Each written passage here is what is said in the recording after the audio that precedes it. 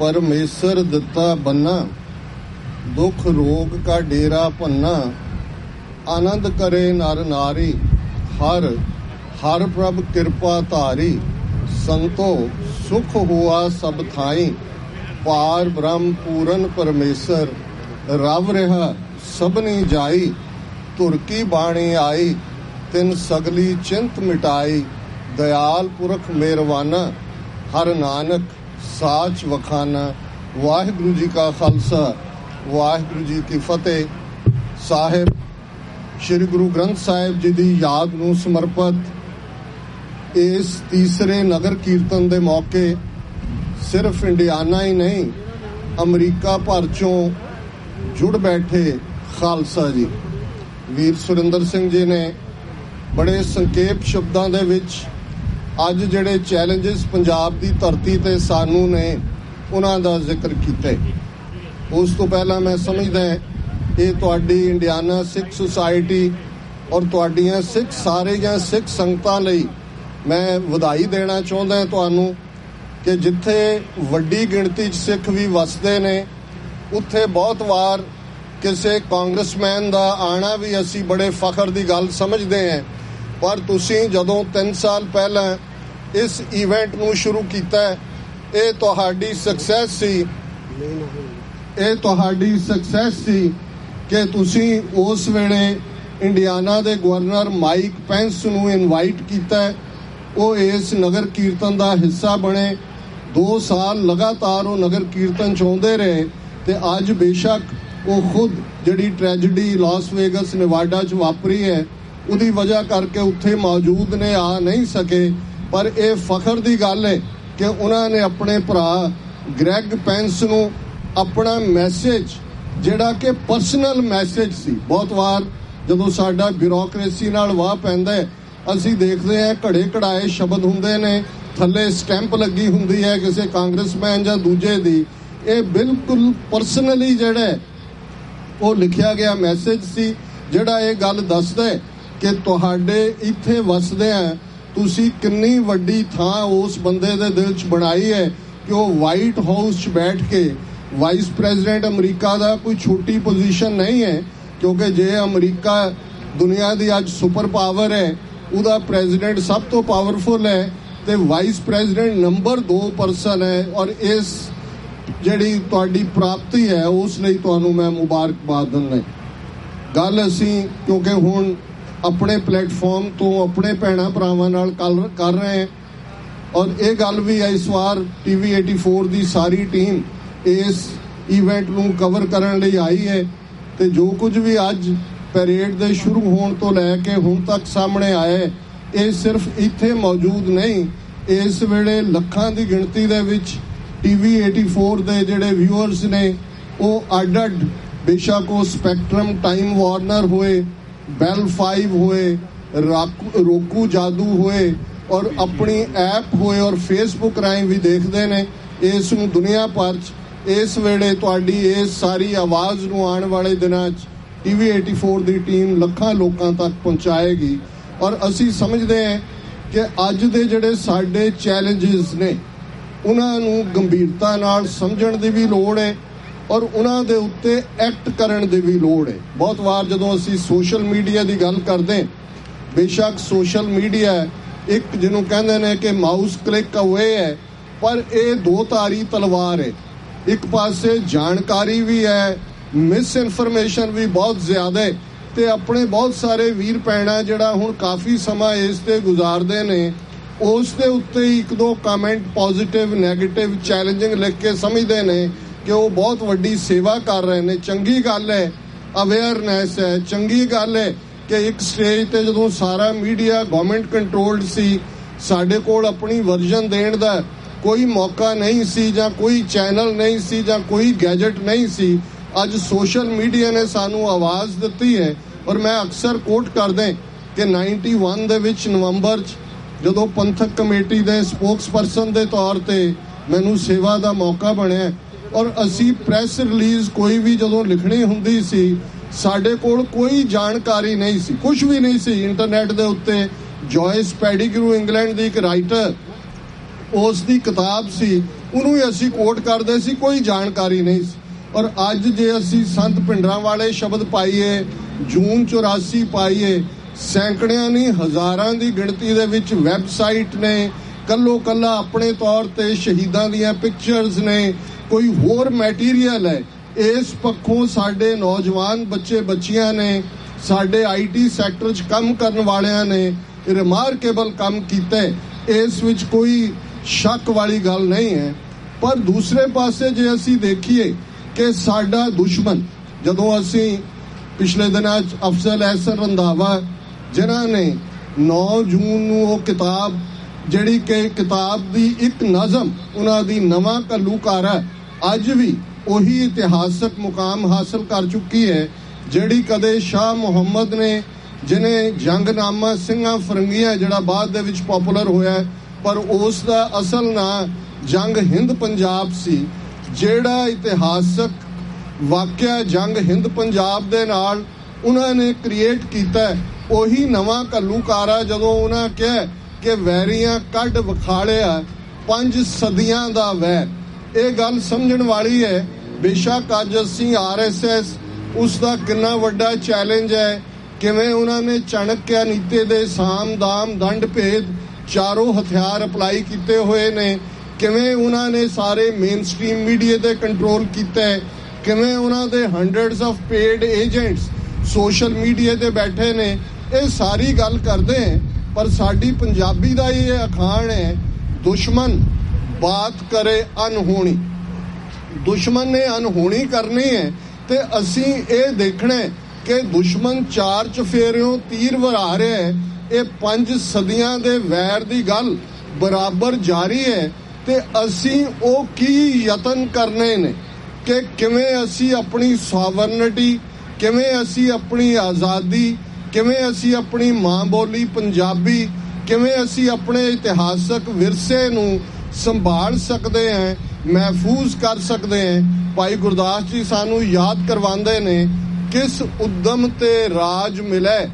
ਸ਼ਤਰੂ ਤੇ ਸਭ ਹੋਵੇ ਮੀਤਾ। ਗੱਲ ਇਸ ਗੱਲ ਤੇ ਫੋਕਸ ਹੋਣੀ ਚਾਹੀਦੀ ਹੈ ਕਿ ਉਹ ਕੀ ਯਤਨ ਕੀਤੇ ਜਾਣ ਕਿ ਅਸੀਂ ਸੋਵਰਨ ਹੋਈਏ,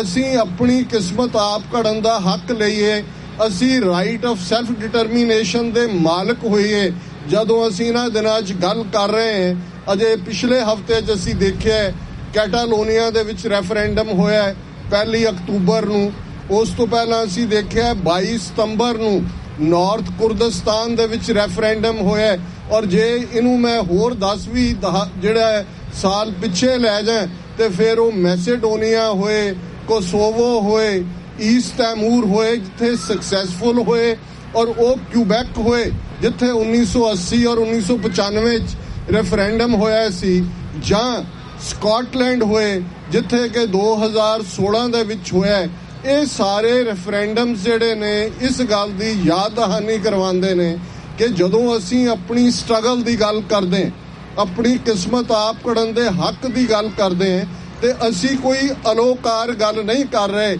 ਜਾਂ ਜਿਵੇਂ ਅੰਗਰੇਜ਼ੀ 'ਚ ਕਹਿੰਦੇ ਨੇ we are not asking for the moon, ਅਸੀਂ ਕੋਈ ਚੰਦਰਮਾ ਨਹੀਂ ਮੰਗ ਰਹੇ। ਇਹ UN ਚਾਰਟਰ ਦੇ ਵਿੱਚ ਮੁੱਢਲੇ ਤੌਰ ਦੇ ਉੱਤੇ ਦਿੱਤੇ ਹੋਏ ਹੱਕ ਨੇ। ਔਰ ਜਦੋਂ ਅਸੀਂ ਆਰਮਡ ਸਟਰਗਲ ਦੀ ਗੱਲ ਕਰਦੇ, ਬੜੀ ਖੁਸ਼ੀ ਦੀ ਗੱਲ ਹੈ ਜਿੱਥੇ ਗੁਰੂ ਗ੍ਰੰਥ ਸਾਹਿਬ ਜੀ ਦੀ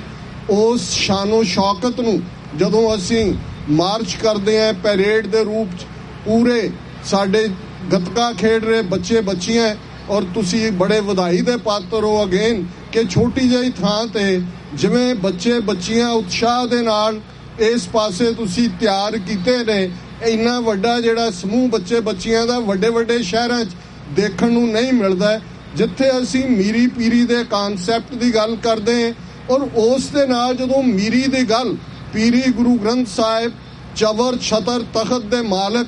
ਦੁਨੀਆ ਦੇ ਬਾਦਸ਼ਾਹ ਕਹੂ ਹਰ ਸਮਾਨ ਨਹੀਂ ਰਾਜਾ, ਇਹ ਜੋ ਭੂਪਤ ਦਿਵਸ ਚਾਰ ਕੇ ਝੂਠੇ ਕਰਤ ਦਿਵਾਜਾ, ਇਹ ਸੋਵਰਨਟੀ ਜਿੱਥੋਂ ਨਿਕਲਦੀ ਹੈ। ਔਰ ਇਹ ਗੱਲ ਦਾ ਧਿਆਨ ਰਹੇ ਕਿ ਜਦੋਂ ਅਸੀਂ ਸੋਵਰਨ ਹੋਣ ਦੀ ਗੱਲ ਕਰਦੇ, ਅਮਰੀਕਾ ਦੇ ਡੈਕਲੇਰੇਸ਼ਨ ਦੇ ਵਿੱਚ ਪਹਿਲੀ ਗੱਲ ਹੀ ਇਹ ਹੈ ਕਿ ਰੱਬ ਨੇ ਸਭ ਨੂੰ, ਆਲ ਮੈਨ ਆਰ ਕ੍ਰੀਏਟਡ ਇਕੁਅਲ। ਸੋ ਜਿਹੜੀ ਸੋਵਰਨਟੀ ਹੈ ਆਪਣੀ ਕਿਸਮਤ ਆਪ ਘੜਨ ਦਾ ਹੱਕ ਹੈ, ਇਹ ਰੱਬ ਚੋਂ ਨਿਕਲਦਾ। ਤੇ ਕਿਉਂਕਿ ਰੱਬ ਨਿਰਭਉ ਹੈ, ਨਿਰਵੈਰ ਹੈ, ਸਾਵਰਨ ਹੈ ਤੇ ਖਾਲਸਾ। ਜਦੋਂ ਅਸੀਂ ਖਾਲਸਾ ਸ਼ਬਦ ਦੇ ਅਰਥ ਦੀ ਵੀ ਗੱਲ ਕਰਦੇ ਹਾਂ, ਬਹੁਤ ਵਾਰ ਨਿਰਮਲ ਦੇ ਅਰਥ ਵਿੱਚ ਇਹ ਜ਼ਿਆਦਾ ਪਪੂਲਰ ਹੋਇਆ ਕਿ ਖਾਲਸ ਪਰਸ਼ੀਅਨ ਸ਼ਬਦ ਚੋਂ, ਪਰ ਸਾਡੇ ਸਕਾਲਰ ਹਿਸਟੋਰੀਅਨਸ ਇਸ ਗੱਲ ਵੱਲ ਇਸ਼ਾਰਾ ਕਰਦੇ ਨੇ ਖਾਲਸੇ ਦਾ ਮਤਲਬ ਰਾਇਲ ਹੈ। ਅੱਜ ਵੀ ਆਂਧਰਾ ਪ੍ਰਦੇਸ਼ ਦੇ ਇੱਕ ਇਲਾਕੇ ਦਾ ਮੈਂ ਵੇਰਵਾ ਪੜ੍ਹ ਰਿਹਾ ਸੀ ਉੱਥੋਂ ਦੱਖਣ ਚੋਂ, ਕਿ ਜਿਹੜੀ ਜ਼ਮੀਨ ਸਿੱਧੇ ਤੌਰ ਤੇ ਜਿਹੜੀ ਹੈ ਨਿਜ਼ਾਮ ਨੂੰ ਬਿਲੋਂਗ ਕਰਦੀ ਹੈ, ਉਹਨੂੰ ਅੱਜ ਵੀ ਰੈਵਨਿਊ ਰੈਕਡ ਦੇ ਵਿੱਚ ਜ਼ਮੀਨੇ ਖਾਲਸਾ ਲਿਖਿਆ ਹੋਇਆ। ਸੋ ਖਾਲਸੇ ਦਾ ਮਤਲਬ ਹੀ ਰਾਇਲ ਹੈ। ਜਦੋਂ ਅਸੀਂ ਬਾਦਸ਼ਾਹ ਦੀ ਗੱਲ ਕਰਦੇ ਹਾਂ, ਜਾਂ ਭਾਈ ਰਤਨ ਸਿੰਘ ਭੰਗੂ ਖਾਲਸੇ ਨੂੰ ਡਿਫਾਈਨ ਕਰਦੇ ਨੇ, ਖਾਲਸਾ ਬਾਦਸ਼ਾਹ ਜਾਂ ਬਾਗੀ, ਤੇ ਇੱਕ ਲਾਈਨ ਡਿਫਾਈਨ ਕਰ ਦਿੰਦੀ ਹੈ। ਕਿਉਂਕਿ ਜਦੋਂ ਅਸੀਂ ਸੋਵਰਨਿਟੀ ਦੀ ਗੱਲ ਕਰਦੇ ਹਾਂ, ਸੋਵਰਨਿਟੀ ਬਾਦਸ਼ਾਹਤ ਹੈ, ਔਰ ਬਾਦਸ਼ਾਹਤ ਅਸੀਂ ਗੁਰੂ ਗ੍ਰੰਥ ਸਾਹਿਬ ਵੱਲ ਜਦੋਂ ਜੇ ਉਸ ਬਾਣੀ ਨੂੰ ਵਿਚਾਰੀਏ ਪੜ੍ਹੀਏ, ਤੇ ਗੁਰੂ ਗ੍ਰੰਥ ਸਾਹਿਬ ਦੇ ਵਿੱਚ ਇਹ ਫਰਮਾਨ ਹੈ, ਜਿਸ ਹੀ ਕੀ ਸਰਕਾਰ ਹੈ ਤਿਸ ਹੀ ਕਾ ਸਭ ਕੋਏ, ਕਿ ਜਿਹਦੀ ਸਰਕਾਰ ਹੈ, ਇਹ ਬੇਸ਼ੱਕ ਰੱਬ ਦੀ ਸੈਂਸ ਸੋਵਰਨਿਟੀ ਦੇ ਥੱਲੇ, ਜਿਸ ਹੀ ਕੀ ਸਰਕਾਰ ਹੈ ਤਿਸ ਹੀ ਕਾ ਸਭ ਕੋਏ, ਕਿ ਜਿਹਦੀ ਸਰਕਾਰ ਹੁੰਦੀ ਹੈ। ਅੱਜ ਹੀ ਆਂਦੇ ਹੈ ਪ੍ਰੋਫੈਸਰ ਬਰਜਿੰਦਰ ਸਿੰਘ ਮੇਰੇ ਨਾਲ ਤੁਰ ਰਹੇ ਸਨ, ਔਰ ਇਹ ਗੱਲਬਾਤ ਚੱਲ ਰਹੀ ਸੀ ਕਿ ਕਿਵੇਂ ਸਿਸਟੇਮੈਟਿਕਲੀ ਪੰਜਾਬੀ ਨੂੰ ਖਤਮ ਕੀਤਾ ਜਾ ਰਿਹਾ,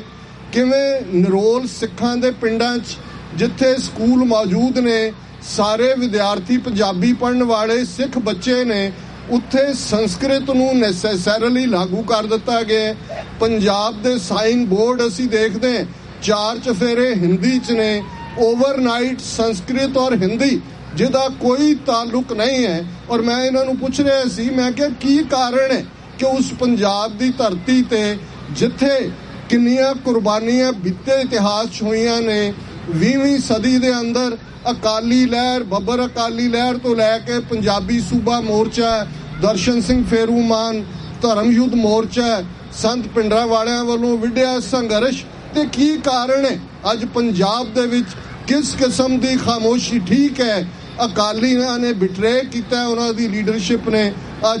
ਝੂਠਾ ਲੰਗਾ, ਔਰ ਇਸ ਨਸਲ ਦੇ ਸਾਰੇ ਜਿਨ੍ਹਾਂ ਦੀਆਂ ਕਰਤੂਤਾਂ ਸਾਹਮਣੇ ਆਈਆਂ ਨੇ, ਇਹ ਦੱਸ ਰਹੀਆਂ ਨੇ ਕਿ ਡੀਜਨਰੇਸ਼ਨ ਦਾ ਲੈਵਲ ਕੀ ਹੈ। ਪਰ ਕੀ ਕਾਰਨ ਹੈ ਕਿ ਪੰਜਾਬ ਦੀ ਉਹ ਸਰਜ਼ਮੀਨ ਜਿੱਥੋਂ ਖਾਲਸੇ ਨੇ 3 ਸਦੀਆਂ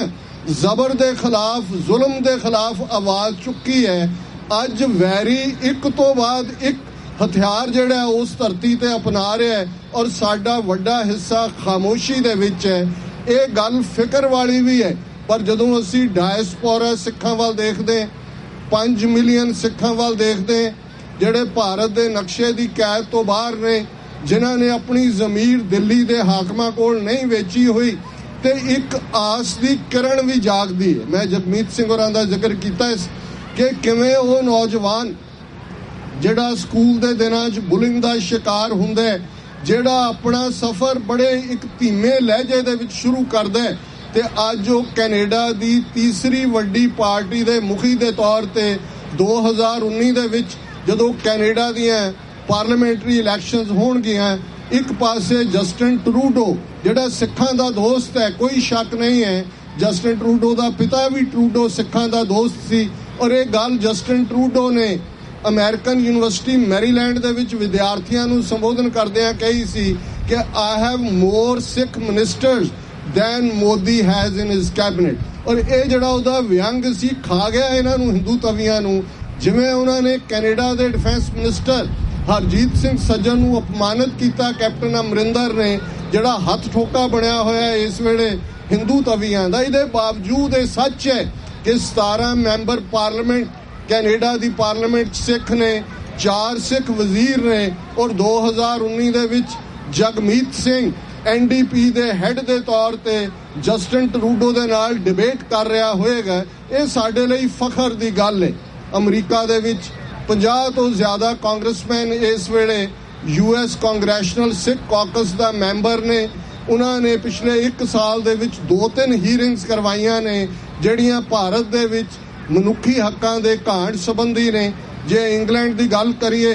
ਤੇ 2 ਸਿੱਖ ਮੈਂਬਰ ਪਾਰਲੀਮੈਂਟ ਤਨਮਨਜੀਤ ਸਿੰਘ ਢੇਸੀ ਔਰ ਬੀਬੀ ਪ੍ਰੀਤ ਕੌਰ ਗਿੱਲ ਉਹ ਪਾਰਲੀਮੈਂਟ ਦੇ ਵਿੱਚ ਪਹੁੰਚੇ ਨੇ ਔਰ ਇਸ ਵੇਲੇ ਇੰਗਲੈਂਡ ਦੇ ਵਿੱਚ 140 ਤੋਂ ਜ਼ਿਆਦਾ ਉਹਨਾਂ ਦੇ ਮੈਂਬਰ ਪਾਰਲੀਮੈਂਟ ਨੇ ਇਹ ਗੱਲ ਸਟੈਟਿਸਟਿਕ ਬਿਊਰੋ ਨੂੰ ਲਿਖੀ ਹੈ ਕਿ 2021 ਦੀ ਮਰਦਮਸ਼ੁਮਾਰੀ ਦੇ ਵਿੱਚ ਸਿੱਖਾਂ ਨੂੰ ਇੰਡੀਅਨ ਖਾਨੇ ਵਿੱਚ ਕਲੱਬ ਨਾ ਕੀਤਾ ਜਾਏ, ਉਹਨਾਂ ਦੀ ਅੱਡ ਐਥਨੀਸਿਟੀ ਹੋਏ। ਸੋ ਇਹ ਸਾਡੇ ਲਈ ਰਿਮਾਰਕੇਬਲ ਗੱਲ ਹੈ। ਪਰ ਅਸੀਂ ਜੇ ਆਪਣੀ ਧਰਤੀ ਵੱਲ ਮੁੜੀਏ ਜਿੱਥੋਂ ਕੋਈ ਤਸੱਲੀ ਦੀ ਆਵਾਜ਼ ਨਹੀਂ ਹੈ, ਜੇ ਡਰੱਗ ਐਬਿਊਜ਼ ਹੈ, ਲੈਂਗੁਏਜ ਦੀ ਡੀਜਨਰੇਸ਼ਨ ਹੈ, ਕਰੈਕਟਰ ਦੀ ਡੀਜਨਰੇਸ਼ਨ ਹੈ ਔਰ ਸਟੈਟਿਸਟਿਕਲ ਜੈਨੋਸਾਈਡ ਚੱਲ ਰਿਹਾ ਹੈ, ਤੇ ਫਿਰ ਇਹ ਸਾਡੇ ਜ਼ਿੰਮੇ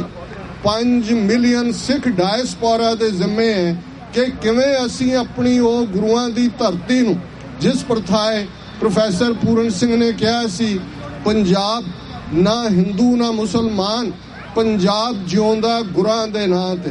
ਜਿੱਥੇ ਗੁਰੂਆਂ ਦੀ ਚਰਨ ਛੋਹ ਹੈ, ਜਿੱਥੇ ਨੀਲੇ ਦੇ ਸ਼ਾਹ ਸਵਾਰ ਦੇ ਉਸ ਆਵਾਜ਼ ਨੂੰ ਅੱਜ ਵੀ ਜਿਹੜੇ ਗੁਰੂ ਨੂੰ ਪਿਆਰ ਕਰਨ ਵਾਲੇ ਨੇ ਉਹ ਸੁਣ ਸਕਦੇ ਨੇ। ਇਹ ਸਾਡੇ ਜ਼ਿੰਮੇ ਹੈ। ਇਸ ਦੇ ਲਈ ਸਿਰ ਜੋੜ ਕੇ ਬੈਠੀਏ। ਬੇਸ਼ੱਕ ਸਾਡੇ 'ਚ ਮਤਭੇਦ ਵੀ ਨੇ, ਜਾਗਦੀਆਂ ਕੌਮਾਂ 'ਚ ਹੁੰਦੇ ਨੇ, ਅੱਜ ਅਸੀਂ ਇਸ ਦਾ ਸ਼ਿਕਾਰ ਵੀ ਹੈ। ਬਹੁਤ ਵਾਰ ਫੁੱਟ ਦੀ ਗੱਲ ਥੋੜੀ ਜ਼ਿਆਦਾ ਹੁੰਦੀ ਹੈ। ਮੈਂ ਸਮਝਦਾ ਕਿ ਅਮਰੀਕਨਾਂ ਦੀ ਇੱਕ ਐਕਸਪ੍ਰੈਸ਼ਨ ਹੈ, ਵੀ ਐਗਰੀ ਟੂ ਡਿਸਐਗਰੀ, ਕਿ ਅਸੀਂ ਇਸ ਗੱਲ ਨਾਲ ਸਹਿਮਤ ਹੈ ਕਿ ਅਸੀਂ ਅਸਹਿਮਤ ਹੋ ਸਕਦੇ। ਸੋ ਕੁਝ ਮੁੱਦੇ ਅਸਹਿਮਤੀ ਦੇ ਹੋਣਗੇ, ਲੇਕਿਨ ਜਿਹੜੇ ਮੁੱਦੇ ਜੇ ਗੁਰੂ ਗ੍ਰੰਥ ਗੁਰੂ ਪੰਥ ਦੀ ਗੱਲ ਕਰੀਏ, ਹਰ ਸਿੱਖ ਜਦੋਂ ਅਰਦਾਸ ਕਰਦਾ ਹੈ ਤੇ ਇਹ ਦੋਹਰਾ ਪੜ੍ਹਦਾ, ਸਭ ਸਿੱਖਨ ਕੋ ਹੁਕਮ ਹੈ ਗੁਰੂ ਮਾਨਿਓ ਗ੍ਰੰਥ।